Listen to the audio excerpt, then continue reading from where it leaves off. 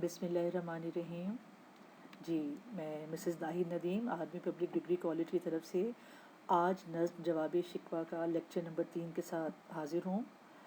जी, जवाब शिकवा डॉक्टर मोहम्मद अल्लामा इकबाल की मशहूर ज़माना किताब बांगे दरा से की एक मशहूर नज़्म है और मुसद्दस हैयत में है। ये हम पिछले 2 लेक्चर में आपसे इस बारे में बातचीत कर चुके हैं। आगे चलते हैं।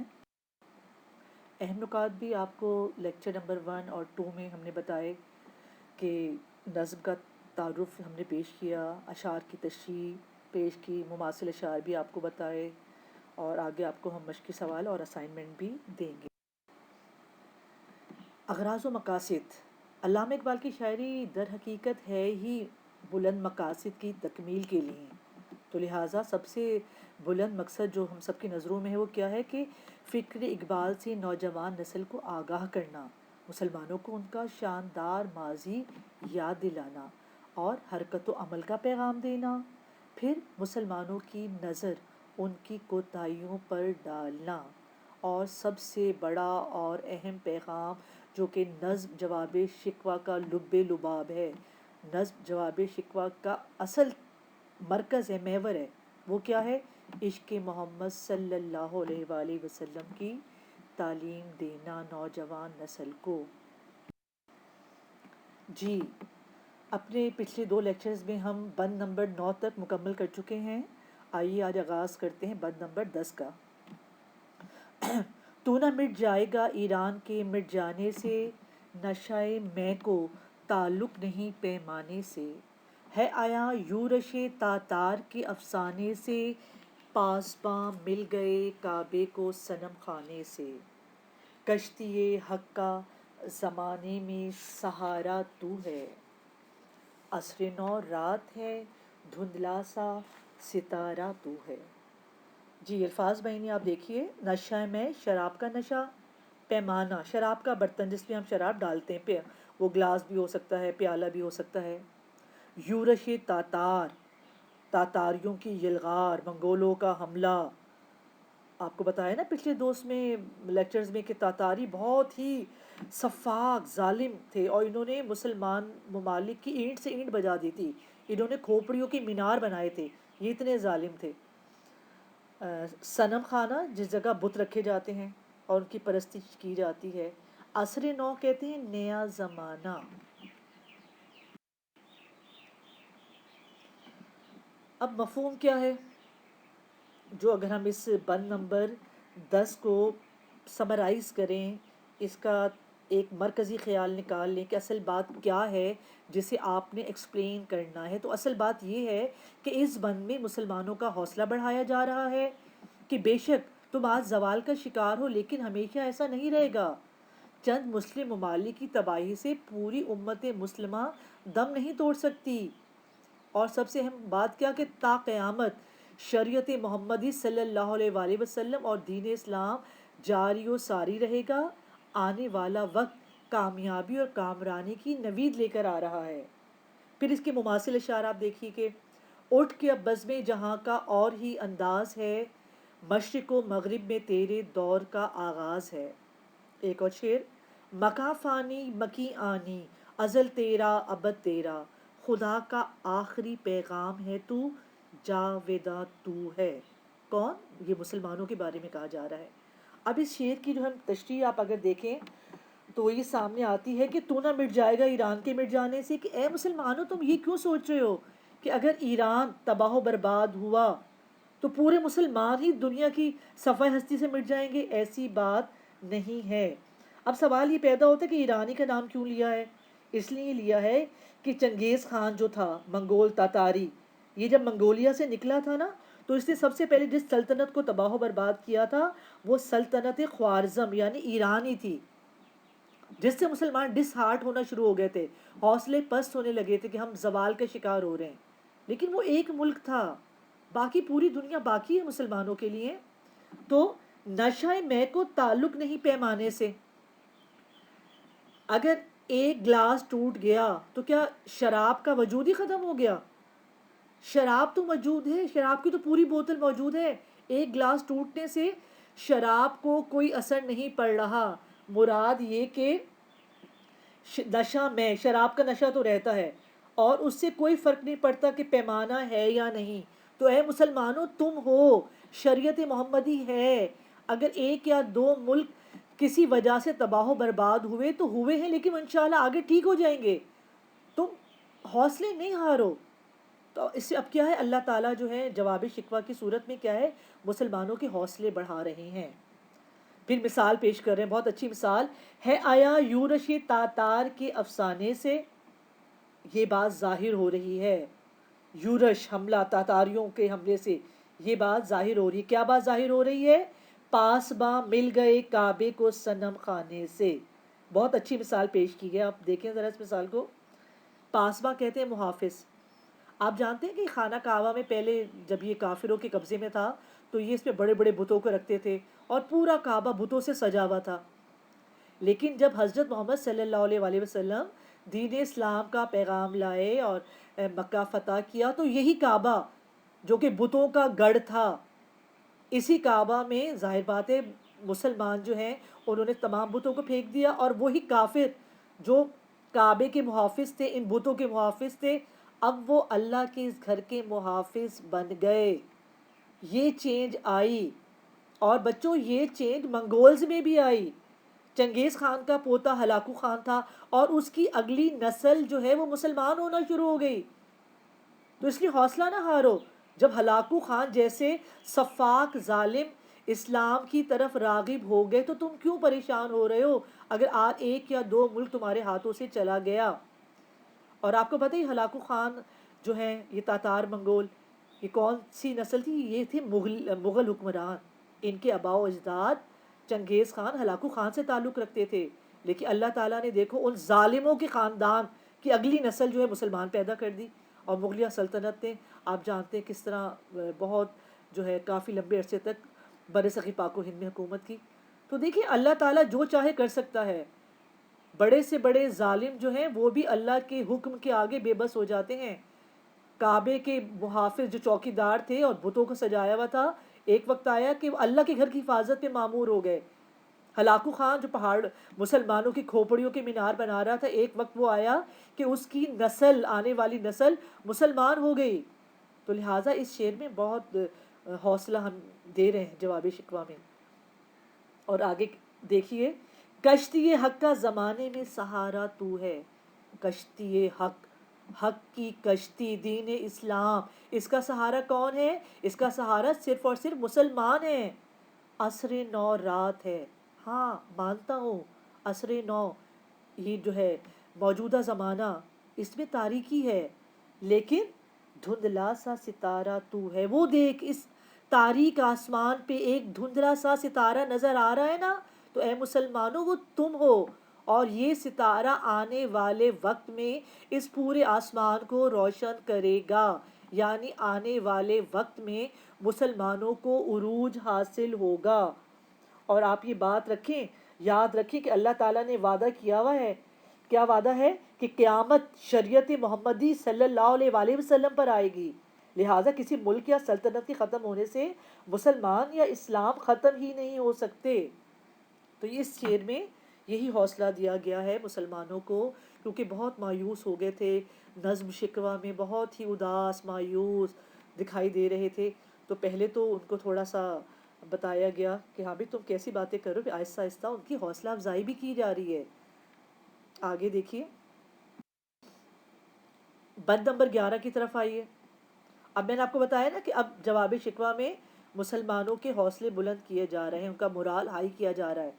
کیونکہ انسان جب تک اپنے دل کو تقویت نہیں دے گا، مضبوط نہیں بنائے گا، وہ کامیاب ہی نہیں ہوگا. اگر وہ ڈپریشن کا شکار ہے تو اس کی قوت اور اس کی ہمت تو خود ہی جواب دے جائے گی. تو لہٰذا پہلے ضروری ہے کہ انہیں اٹھایا جائے، ان کی تعریفیں کی جائیں. تو اب کیا اللہ تعالیٰ کہہ رہا ہے جواب شکوہ کی صورت میں؟ مثل بو قید ہے غنچے میں پریشاں ہو جا، رخت بردوشے ہوائے چمنستاں ہو جا. ہے تنک مایا تو ذرے سے بیاباں ہو جا، نغمۂ موج سے ہنگامۂ طوفاں ہو جا. قوت عشق سے ہر پست کو بالا کر دے، دہر میں اسم محمد سے اجالا کر دے. الفاظ معنی اب دیکھیں، مثل بو خوشبو کی طرح، غنچے میں کلی میں. بچوں پھول جو ہے نا وہ کھلنے سے پہلے غنچہ ہوتا ہے، کلی ہوتا ہے، پھر وہ کھلتا ہے تو پھول بنتا ہے. آپ نے دیکھی نا برڈز، کلیاں، بند پھول کو کلی کہتے ہیں. تنک مایا کہتے ہیں بے سرو سامان، غریب جس کے پاس کچھ نہیں ہے. رخت بردوشے، کندھے پر چادر رکھ لینا. پست کمزور، دہر میں سے مراد ہے دنیا میں. اب کیا کہہ رہے ہیں اس میں؟ مثل بو قید ہے غنچے میں، اے مسلمانوں تم نے اپنی صلاحیتوں کو غنچے میں قید کیا ہوا ہے. بالکل اسی طرح، کس طرح؟ تشبیہ، جس طرح پھول کلی میں اپنی خوشبو کو قید کر لیتا ہے، اسی طرح تم اپنی خوبیوں سے ناواقف ہو اور تم نے اپنی صلاحیتوں کو قید کر لیا ہے، انہیں استعمال نہیں کر رہے. تو لہٰذا کیا کرو؟ پریشان ہو جا، بکھر جا، معنی استعمال کرو، اپنی مثبت صلاحیتوں کو استعمال کرو. کون سی مثبت صلاحیتیں؟ وہ مثبت صلاحیتیں جو تمہارے آباء و اجداد نے اپنائی ہوئی تھیں، جن کی بدولت ان کا مقام بہت بلند تھا، جن کی بدولت وہ پوری دنیا پہ حکومت کرتے تھے. یعنی اسلامی تعلیمات پر دل و جان سے عمل پیرا ہونا. رخت بردوش ہوائے چمنستاں ہو جا. پھر یہ چادر کندھے پر ڈال کر، کون سی چادر؟ خوشبو کی چادر. کون سی چادر؟ اپنی اعلیٰ، اپنی بس صلاحیتوں کی چادر، اپنی خوبیوں کی چادر. ہوائے چمنستاں ہو جا، باغ کی ہوا بن جا. اور ہوا کا کام کیا ہے؟ بکھرنا، یعنی بکھر جا، پھیل جا دنیا میں. ہے تنک مایا، اگر تو اپنے آپ کو کمزور سمجھ رہا ہے، بے سرو سامان سمجھ رہا ہے، اپنے آپ کو ریت کا ذرہ سمجھ رہا ہے، تو کیا بن؟ بیاباں، صحرا بن جا. آپ دیکھیں، اگر آپ صحرا میں سے ایک ریت کا ذرہ اٹھائیں، کتنا چھوٹا ہے وہ، کتنا معمولی سا ذرہ ہوتا ہے نا، اور صحرا کتنا بڑا ہوتا ہے. تو اے مسلمانوں تمہیں ذرے سے کیا بننا ہے؟ تمہیں ذرے سے صحرا بننا ہے. نغمہ موج سے ہنگامہ طوفاں ہو جا. نغمہ موج، بچوں موج بہت آہستہ آہستہ چلتی ہے نا، اور ہنگامہ طوفان، آپ جانتے ہیں طوفان جو ہے وہ بہت تیزی سے آتا ہے. تو اپنی جو ہے سستی، کاہلی اور اس کو چھوڑ کے کیا ہونا ہے؟ تمہیں باعمل زندگی گزارنی ہے، با مقصد زندگی گزارنی ہے، اپنی صلاحیتوں سے دنیا میں اپنی طاقت کا لوہا منوانا ہے. تو پھر کیا کرے؟ کون سا راز ہے جس کے ذریعے ہم ایسا کر سکتے ہیں؟ وہ راز ہے قوت عشق سے ہر پست کو بالا کر دے، دہر میں اس میں محمد سے اجالا کر دے. قوت عشق، جذبہ عشق. جذبہ عشق کیا ہے؟ اس کو عقل پہ برتری حاصل ہے.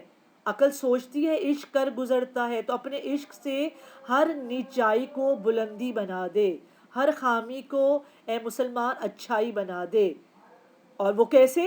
دہر میں، دنیا میں، اس میں محمد، حضرت محمد صلی اللہ علیہ وآلہ وسلم کا نام اس سے اجالا کر دے، اس سے روشنی کر دے.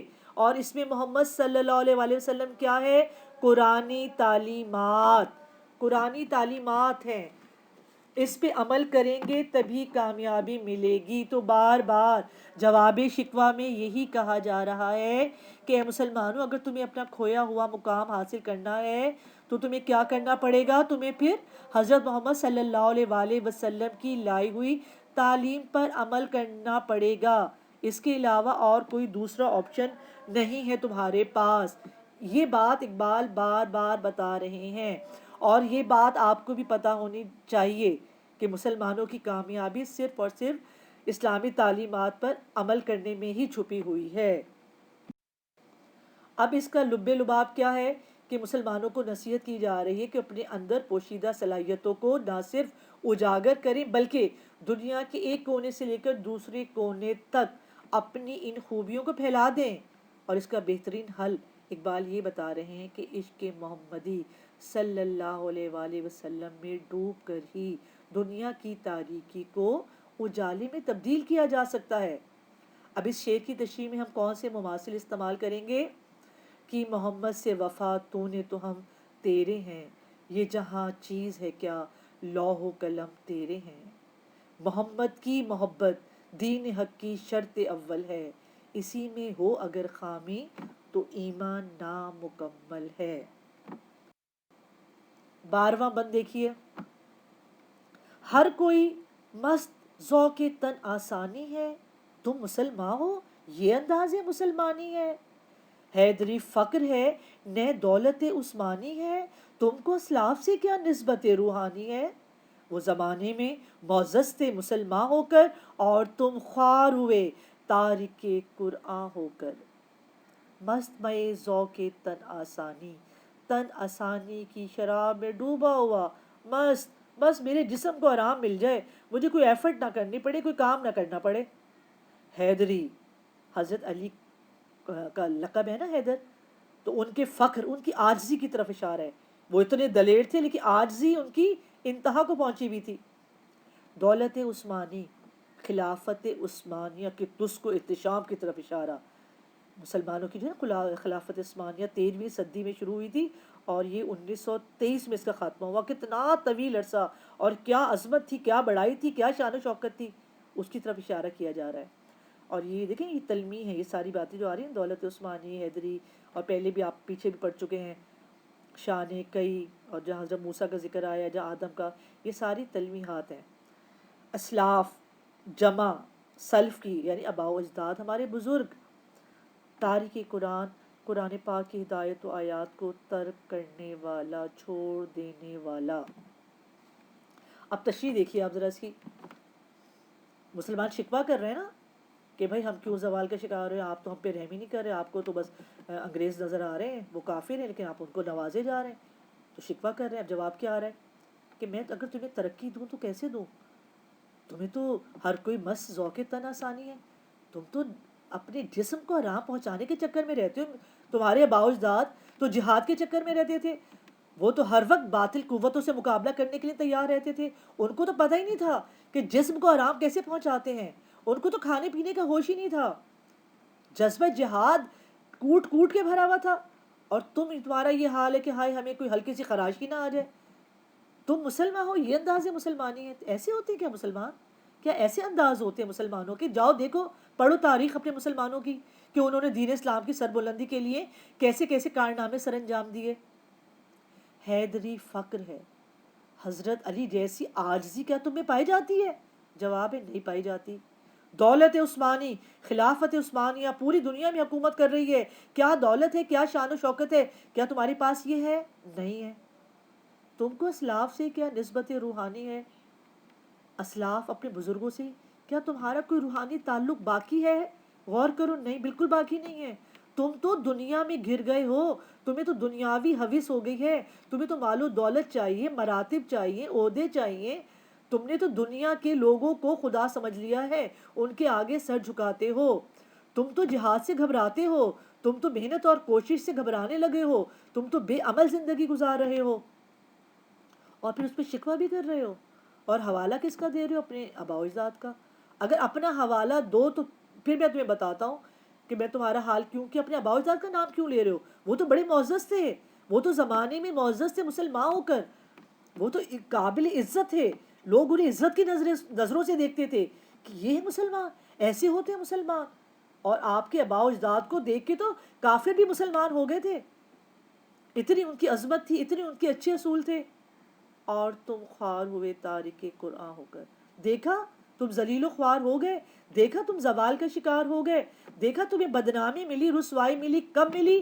جب تم لوگوں نے قرآنی تعلیمات پر عمل کرنا چھوڑ دیا، تو تمہارے زوال کا سبب صرف اور صرف اسلامی تعلیمات سے دوری ہے۔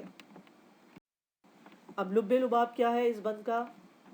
اس بند میں مسلمانوں کے زوال کے اسباب بیان کیے جا رہے ہیں کہ عیش پرستی، دین اسلام سے دوری، عاجزی کا فقدان، ہمت اور حوصلے کی کمی، آباء و اجداد کے سنہری کارناموں کو پسے پشت ڈالنا، پیچھے ڈال دینا، پرواہی نہ کرنا، اور قرآنی تعلیمات سے انحراف، انکار یہ نہیں کہ میں قرآن کو نہیں مانتا، انکار یہ کہ عمل نہیں کر رہے، تو جو عمل نہیں کر رہے تو ماننے یا نہ ماننے سے کیا فرق پڑ رہا ہے؟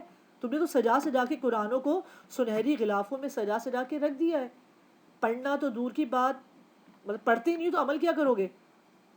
تو قرآنی تعلیمات سے دوری ہی مسلمانوں کو آسمان سے زمین پر لے آئی۔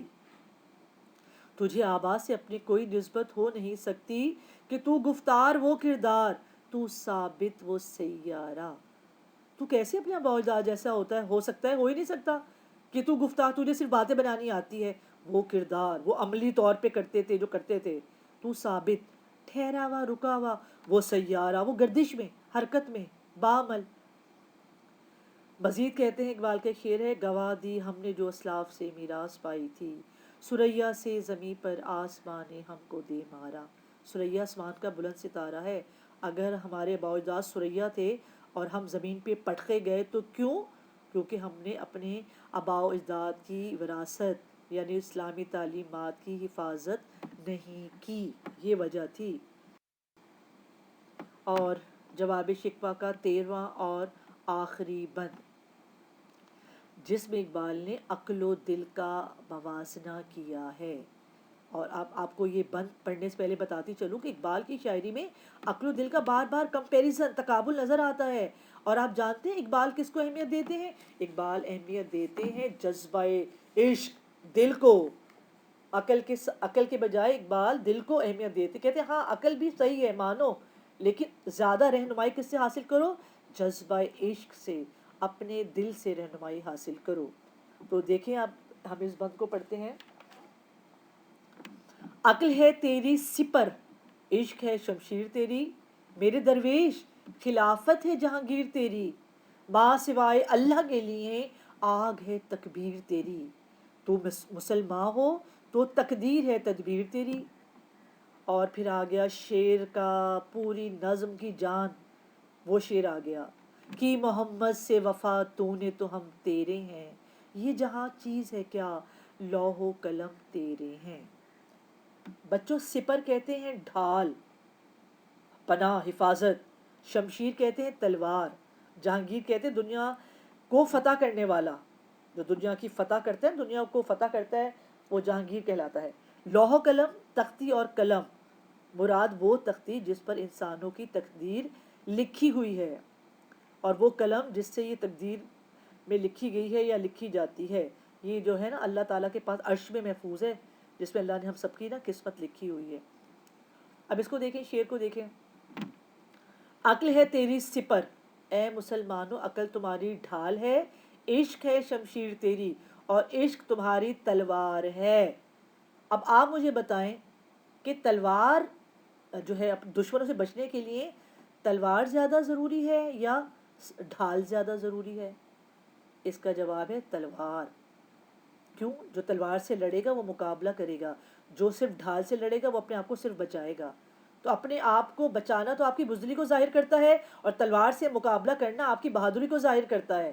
تو اے مسلمانوں عقل تمہیں بچاتی ہے برے بھلے سے، لیکن جذبہ عشق تمہیں دشمنوں سے مقابلہ کرنے کی قوت پیدا کرتا ہے۔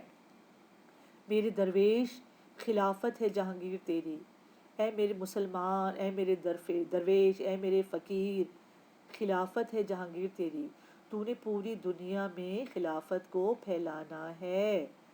اللہ کا تو نائب ہے، اللہ نے انسان کو اپنا خلیفہ بنا کے بھیجا ہے۔ اللہ تعالیٰ بار بار فرماتے ہیں کہ انسان میرا نائب بن کر آیا ہے، تو اس نائب کو خلافت، جو کہ ہمارے خلفۂ راشدین نے جو طریقہ کار اختیار کیا تھا نا، اس طریقے پہ چلتے ہوئے پوری دنیا پہ حکومت کرنی ہے۔ اور ماں سوائے اللہ کے لیے، اللہ کے علاوہ وہ تکبیر، وہ اللہ اکبر کا نعرہ آگ بن جاتا ہے۔ اگر تو اللہ کے لیے نہیں لگا رہا نا اللہ اکبر کا نعرہ، تو وہ تیرے لیے آگ ہے، تیرے لیے دوزخ ہے، کیونکہ آپ جانتے ہیں کہ ان الشرک لظلم عظیم، بے شک شرک سب سے بڑا گناہ ہے۔ تو ہمیں اگر اللہ اکبر کا نعرہ لگانا ہے تو اللہ ہی کے لیے لگانا ہے، دل و جان سے جذبہ عشق میں ڈوب کے، تب ہماری کامیابی ہوگی۔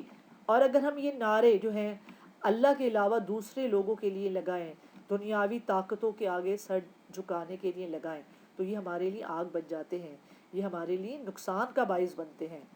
تو ہمیشہ اللہ کے سوا آپ نے کسی کے آگے جو ہے کسی کی بڑائی اور عظمت بیان نہیں کرنی۔ نعرہ تکبیر اللہ کی بڑائی کا ثبوت ہے نا، تو اللہ کے سوا کوئی برتر اور بزرگ ہے ہی نہیں، اور اسی کے لیے تلوار اٹھا کے دنیا سے کفر کا خاتمہ کرنا ہے۔ تو مسلمان ہو تو تقدیر ہے تدبیر تیری. اے مسلمانوں، صرف تقدیر کے سہارے پہ مت بیٹھے رہو، تدبیر بھی تو کرو نا، کچھ سوچنا بھی تو پڑے گا. اب ہم یہ کہہ دیں کہ اللہ نے ہماری قسمت میں رزق لکھا تھا اور یہ میرے سامنے پلیٹ پڑی ہوئی ہے، اللہ نے وعدہ کیا اللہ میرے منہ میں ڈالے گا. کیا اللہ تعالیٰ آپ کے منہ میں ڈال دیں گے؟ سامنے پلیٹ رکھی ہے، اس پہ گرما گرم کھانا ہے، تو اللہ آپ کے منہ میں ڈالیں گی یا آپ کو ایفرٹ کرنی پڑے گی کہ ہاتھ سے لقمہ بنا کے منہ میں ڈالنا پڑے گا، اس کو چبانا پڑے گا، تدبیر کرنی پڑے گی نا. تو جب تک تقدیر کے ساتھ تدبیر شامل نہیں ہوگی تو مسلمان کامیاب نہیں ہو سکتے. تو اس دور کے مسلمان یہ تھے تقدیر پہ بھروسہ کر کے بیٹھ گئے تھے، بس ہم جو زوال کا شکار ہو گئے، ہماری قسمت میں تو یہی لکھا تھا. اور اکثر بہت سے لوگ دنیا میں ایسے ہوتے ہیں، وہی کہتے ہیں نا کہ ہماری قسمت میں یہی لکھا تھا. بس آپ اپنی قسمت خود بنائیے نا، اپنی محنت سے، اپنی بعمل زندگی سے، اپنی ایفرٹ کرنے سے بنائیں اپنی قسمت. صرف شکوہ تقدیر کرنے سے کچھ حاصل نہیں ہوتا. تو پھر کیا کیا جائے، کیسے تدبیر لڑائی جائے؟ تدبیر لڑائی جائے گی محمد سے وفا کر کے. محمد سے وفا کیسی کی جائے؟ اسلامی تعلیمات. کیونکہ جس نے رسول اللہ صلی اللہ علیہ وسلم کی اطاعت کی، اس نے در حقیقت اللہ کی اطاعت کی. یا بات جانتے ہیں نا، اللہ نے قرآن میں لکھ دی ہے من یطع الرسول فقط اطاع اللہ. کیوں؟ کیونکہ محمد صلی اللہ علیہ وسلم نے بچوں وہی بتایا جو اللہ نے قرآن میں لکھ دیا. قرآن تحریر ہے اور آپ قرآن پاک کی چلتی پھرتی تصویر ہیں. عملی صورت میں آپ نے قرآن پاک کر کے دکھایا. تو لہٰذا اقبال نے نظم کے آخر میں کیا خوبصورت بات کہہ دی اور پوری نظم کو سمرائز کر دیا اس ایک شعر میں. وہ شعر پوری نظم کو مطلب آپ سمجھے کہ دریا کو کوزے میں بند کر دیا یہ کہہ کے کہ کی محمد سے وفا تو نے تو ہم تیرے ہیں، یہ جہاں چیز ہے کیا لوح و قلم تیرے ہیں. اللہ جواب دے رہا ہے، اللہ کہہ رہا ہے کہ بس میں تمہیں بتا رہا ہوں، اگر تم نے محمد صلی اللہ علیہ وسلم کی پیروی کر لی نا، ان کے بتائے ہوئے دین اسلام پہ چل پڑے، تو یہ دنیا تو تمہیں ملے گی، آخرت بھی تمہیں ملے گی. لوح قلم پہ جو تمہاری میں نے قسمت لکھ دی ہے میں اسے بھی بدل ڈالوں گا، لیکن محمد سے وفا تو کرو.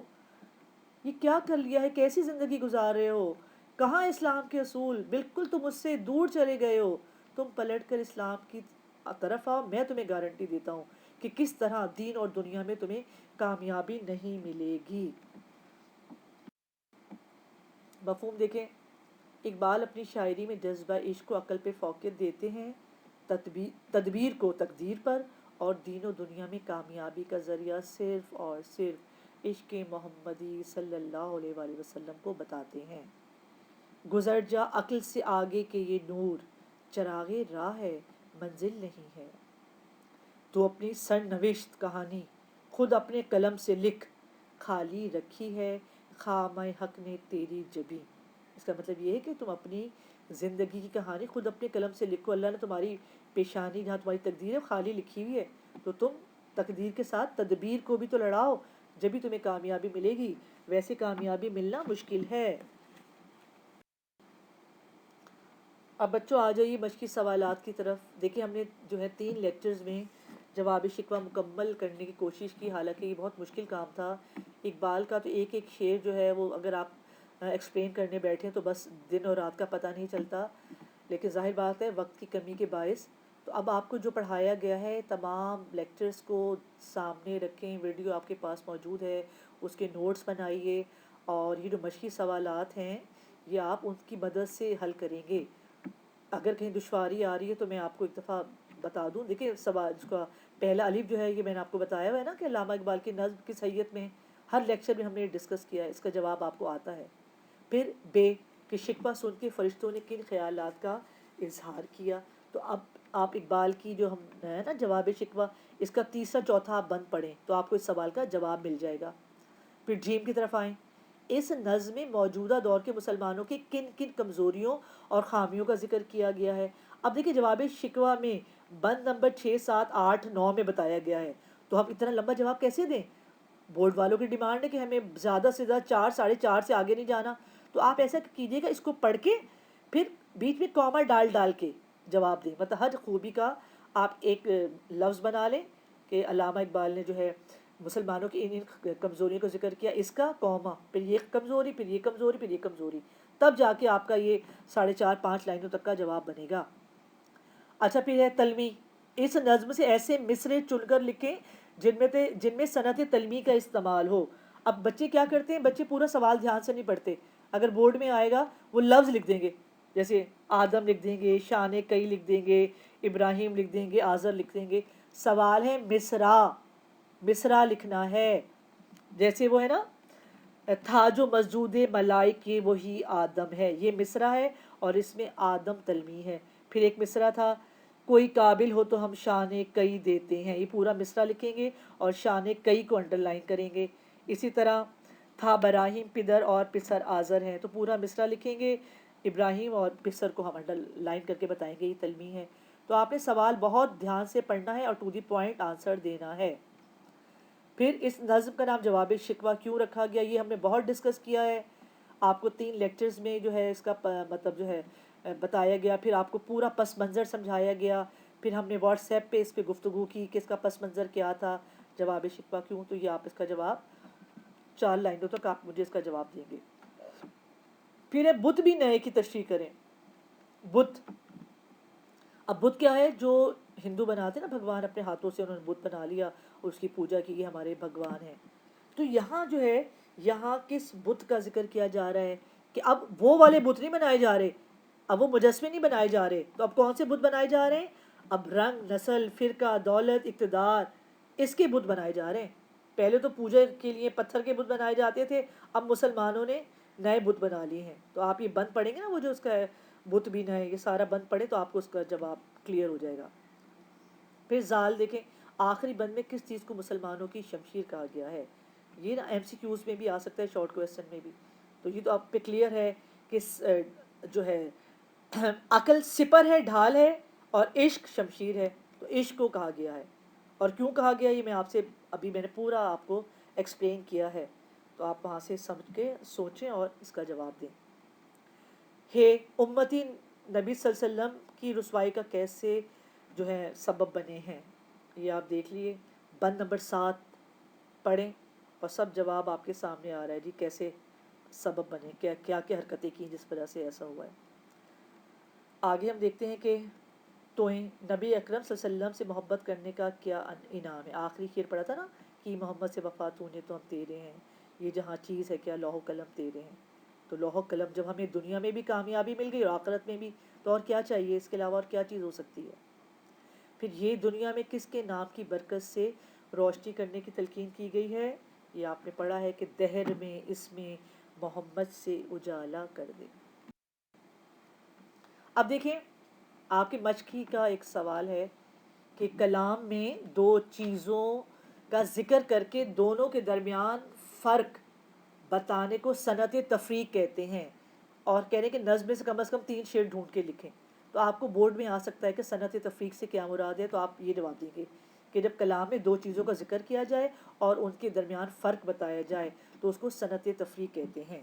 اب جو ہے جواب شکوہ میں آپ تلاش کریں کہ بھئی وہ کہاں ہیں، کون سے شعر ہیں جن میں تفریق بتائی گئی ہے. اس کی ایک مثال میں آپ کو بتا دوں. ایک مثال تو یہ ہے نا اس کا شعر، وہ زمانے میں معزز تھے مسلمان ہو کر اور تم خوار ہوئے تارک قرآن ہو کر. دیکھیں تفریق، وہ آباء و اجداد معزز قابل عزت تھے، کیوں؟ مسلمان تھے. تم موجودہ دور کے مسلمان، خوار ذلیل و رسوا، تارک قرآن کیونکہ قرآن کو چھوڑ دیا. تو یہ تفریق ہے دونوں میں، آباء و اجداد ایسے تھے اور تم ایسے ہو. تو یہ ہے اس کی مثال. ایک مثال اور دیکھیں، آپ اس کو بھی لکھیے گا. بت شکن اٹھ گئے باقی جو ہیں بتگر ہیں، تھا براہیم پدر اور پسر آزر ہیں. یہ بھی دیکھیں تفریق آ گئی نا. پھر یہاں بھی تفریق آ گئی. حیدری فقر ہے، نے دولت عثمانی ہے، تم کو اسلاف سے کیا نسبت روحانی ہے. یہاں بھی تفریق کر دی انہوں نے. اور ایک اور شعر تھا کہ تھے تو آبا وہ تمہارے ہی مگر تم کیا ہو، ہاتھ پہ ہاتھ دھرے منتظر فردہ ہو. تو آبا ایسے تھے اور تم ایسے ہو.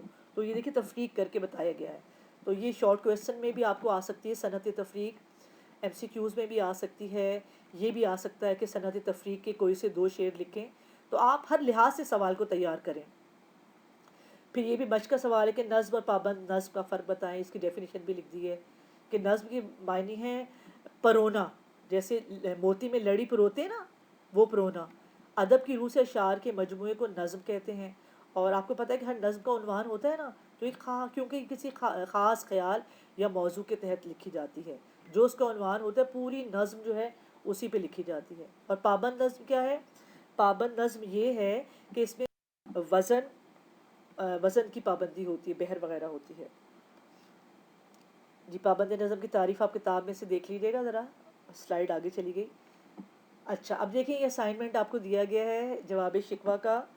تو اس کو بچوں آپ دھیان سے پڑھ کے اور میرے واٹس ایپ نمبر پہ مجھے اس کے آنسر بھیجیں، تاکہ میں آپ کا جو ریکارڈ مینٹین کر رہی ہوں اس میں یہ آپ کے نمبر ایڈ ہوتے رہے اور پتہ چلے کون سا بچہ کیسی پرفارمنس دکھا رہا ہے. اور یہ ریکارڈ جو ہے اپنے کالج میں آپ کا ظاہر بات ریکارڈ مینٹین ہو رہا ہے، ہر ٹیچر آپ کے کر رہا ہے، تو اس کو آپ سیریس لیں.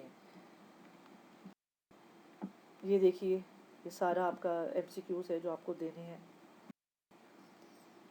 جی مجھے امید ہے کہ انشاءاللہ پوری کوشش کی اپنی طرف سے کہ آپ کو جوابی شکوہ سمجھا دیں، اور امید ہے آپ کو سمجھ آ گئی ہوگی. اور اگر اب بھی کچھ مسئلہ ہے کوئی ہے تو ظاہر بات ہے میں موجود ہوں، آپ مجھ سے پتہ کر سکتے ہیں. انشاءاللہ جب ہمارا یہ لیکچر ڈلیور ہو جائے گا آپ ویڈیوز کی دیکھ لیں گے تو آپ مجھ سے واٹس ایپ پہ اس سے ریلیٹڈ جو سوالات پوچھنا چاہیں وہ ضرور پوچھیے، مجھے بہت خوشی ہوگی. اور یہ بار بار کہہ رہی ہوں کہ بہت امپورٹنٹ نظم ہے، نوجوانوں کے لیے بہت امپورٹنٹ ہے، ان کی اپنی ذاتی اصلاح کے لیے امپورٹنٹ ہے، اور پھر امتحانی نقطہ نظر سے بھی امپورٹنٹ ہے. چلیں اجازت دیں، اپنا بہت خیال رکھیے گا. اللہ حافظ اینڈ ٹیک کیئر.